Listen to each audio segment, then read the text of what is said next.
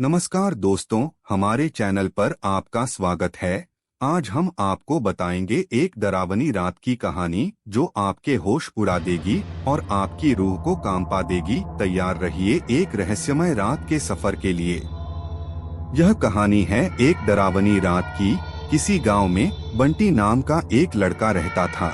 वह परीक्षा देने के लिए गुजरात जा रहा था। ठंडी का दिन था, चारों तरफ से कोहरा छाया हुआ था। आमने सामने भी कोई नहीं दिख रहा था। पूरे 15 घंटे के बाद वह गुजरात पहुंच गया था। परीक्षा अगले दिन थी, इसलिए वह एक होटल में रहने के लिए सोचा। रात हो गई थी और कहीं भी उसे उसके बजट में सस्ता होटल मिल नहीं रहा था। काफी ढूंढने के बाद उसे एक सस्ता होटल मिला। वह उस होटल में एक कमरा बुक करवाया और जब वह कमरे में गया तो देखा कि कमरे के चारों तरफ जाले लगे हुए थे। ऐसा लग रहा था कि यह कमरा काफी सालों से बंद पड़ा था और कमरे के अंदर का माहौल एकदम डरावना और सुनसान लग रहा था। लेकिन उसने ये सब नजरअंदाज कर दिया और होटल से खाना मंगवाया और खा पीकर सोने चल दिया। जब वह सो रहा था तो लगभग रात के 1 बजे के करीब उसे किसी के पायल की घुंघरू की आवाज सुनाई दी। बंटी तुरंत नींद से उठ गया और जल्दी से खिड़की के पास गया, ये पता करने के लिए को इतनी रात को किसकी पायल की आवाज सुनाई दे रही है और इस सुनसान रास्ते में कौन आधी रात को घूम रहा है। क्योंकि वहाँ होटल में बंटी और मैनेजर के अलावा कोई भी नहीं था, तो ये फिर किस औरत की पायल की आवाज सुनाई दे रही है। बंटी खिड़की पर काफी देर तक खड़ा रहा, लेकिन उसे कोई भी नहीं दिखाई दिया। फिर उसने अपने कमरे से मैनेजर को फोन किया और उसे बताया कि मुझे इतनी रात को कब से किसी की पायल की आवाज सुनाई दे रही है, आपको भी दे रही है क्या? मैनेजर ने कहा कि सर, ऐसी कोई बात नहीं है, आपको हवा से ऐसा लग रहा होगा। वैसे भी ये जंगली इलाका है, यहाँ पर तो हल्की हवा भी तूफान के जैसी लगती है, आप सो जाइए, ऐसी कोई बात नहीं है। बंटी मैनेजर की बात पर भरोसा करके फिर से सोने चला गया। कुछ देर बाद उसे दोबारा वही पायल की आवाज पहले से भी ज्यादा तेज सुनाई देने लगी। इस बार उसने अपने कमरे का दरवाजा खोला और सीधा होटल के बाहर देखने के लिए चला गया। जब वह बाहर आया तो देखा कि एक काफी लंबी औरत है जो सफेद साड़ी पहनी हुई थी। उसके काफी लंबे बाल थे और चेहरा ढका हुआ था। वह अपने हाथ में एक नारियल लेकर के होटल के चारों तरफ चक्कर लगा रही थी। ऐसा लग रहा था कि मानो अपने पायल की आवाज से किसी को बुला रही है। बंटी दौड़कर उसके पास गया कि कौन है ये औरत जो इतनी रात को यहाँ घूम रही है।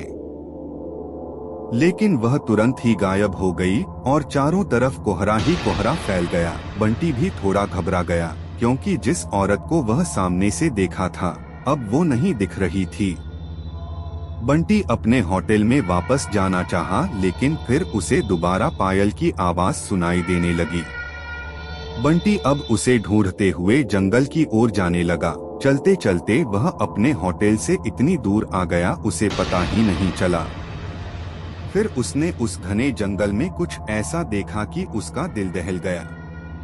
उसने देखा कि उस औरत ने एक पीपल के पेड़ के नीचे 5-6 लाश रखी थी और बारी बारी से एक एक को नोच नोच कर खा रही थी। उसका मुंह खून से लथपथ था और चेहरा भी एकदम डरावना था। बंटी जब ये सब देखा तो उसके पांव तले जमीन खिसक गई। ये सब नजारा देखते ही उसे डर के साथ साथ रोना भी आने लगा कि वह चुड़ैल अब मुझे भी मार देगी, क्योंकि अपने पायल के आवाज से यहाँ तक तो मुझे लेकर आई है। लेकिन उसने हिम्मत से काम लिया और हनुमान चालीसा पढ़ते पढ़ते धीरे से वहां से भाग गया, ताकि भूत उसे देख ना ले। लेकिन भूत तो भूत होते हैं। बंटी जैसे ही वहां से भागने की कोशिश किया, वो चुड़ैल अचानक उसके सामने आ गई और उसे इशारों से अपने अड्डे पर ले जाने लगी, जहां पर उसने लाशें रखी थी। बंटी हनुमान जी जाप करके इतनी तेजी से वहां से भागा कि मानो जैसे उसके अंदर किसी की शक्ति आ गई हो। भागते भागते सीधा वह अपने होटल वापस आ गया। वहां थोड़ी देर रुका तो उसे एक आदमी दिखाई दिया। उसे देखकर ऐसा लग रहा था कि ये अच्छा आदमी है। वह बंटी के पास आकर बोला, अरे भाई क्या हुआ तुम्हें, इतना डरे हुए क्यों हो? बंटी ने सारा किस्सा उस आदमी को सुनाया तो उसने बताया कि भाई तुम बहुत किस्मत वाले हो कि आज तुम बच गए, वो भूत किसी को भी नहीं छोड़ती। और तुम इस होटल में क्या कर रहे हो, इसको तो बंद हुए काफी साल हो गए। बंटी जब उस आदमी का इतना बात सुना तो उसका डर कर मारे पसीने निकले लगे। फिर वह आदमी बताने लगा कि इस होटल में बहुत साल पहले एक लड़की के साथ 4-5 लड़के उसका भयानक तरीके से रेप करके मार दिए थे।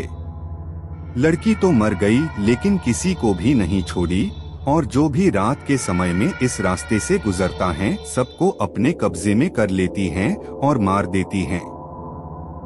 और कुछ दिन बाद इस होटल पर पुलिस का छापा पड़ा, तब से ये होटल बंद है।